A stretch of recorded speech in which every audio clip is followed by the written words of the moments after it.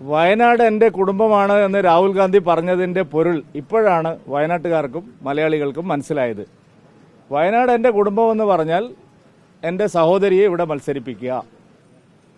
തെരഞ്ഞെടുപ്പ് കാലത്ത് 2019-ലും 2024-ലെയും ലോക്സഭാ തെരഞ്ഞെടുപ്പ് കാലത്ത് രാഹുൽ ഗാന്ധി ആവർത്തിച്ച് പറഞ്ഞത് വയനാട് എൻ്റെ കുടുംബമാണെന്നാണ്.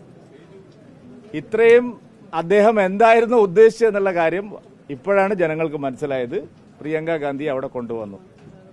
ഞാൻ പ്രതീക്ഷിക്കുന്നത് അളിയൻ വധേര ഗാന്ധിയെ പാലക്കാടും കൂടി മത്സരിപ്പിച്ചാൽ കേരളത്തിലെ കോൺഗ്രസിന്റെ നേതൃത്വം സമ്പൂജ്യരാവും, സംതൃപ്തി അടയും.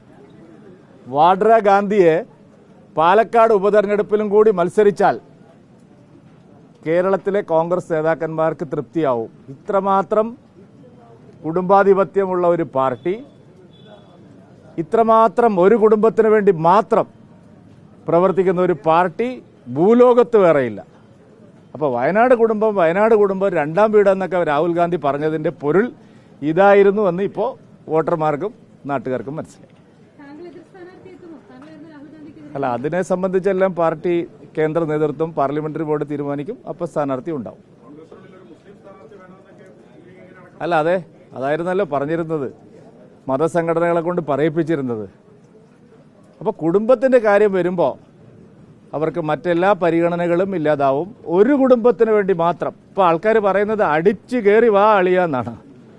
ഇനി അളിയൻ പാലക്കാടേക്ക് അടിച്ചു കയറി വാന്നായിരിക്കും. അതുകൊണ്ട് നമുക്ക് കാണാം, ഇതാണ് കോൺഗ്രസിൻ്റെ ഒരു പാത്തറ്റിക് ആയിട്ടുള്ള അവസ്ഥ.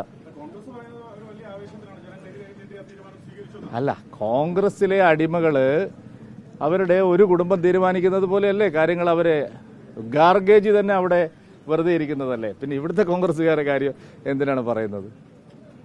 അപ്പോൾ ഇത് വളരെ വ്യക്തമല്ലേ. ഞാൻ പറഞ്ഞല്ലോ, കുടുംബമാണ് എന്ന് പറഞ്ഞതിൻ്റെ പൊരുൾ എൻ്റെ കുടുംബമാണ് എന്നാണ് അദ്ദേഹം ഉദ്ദേശിച്ചത്.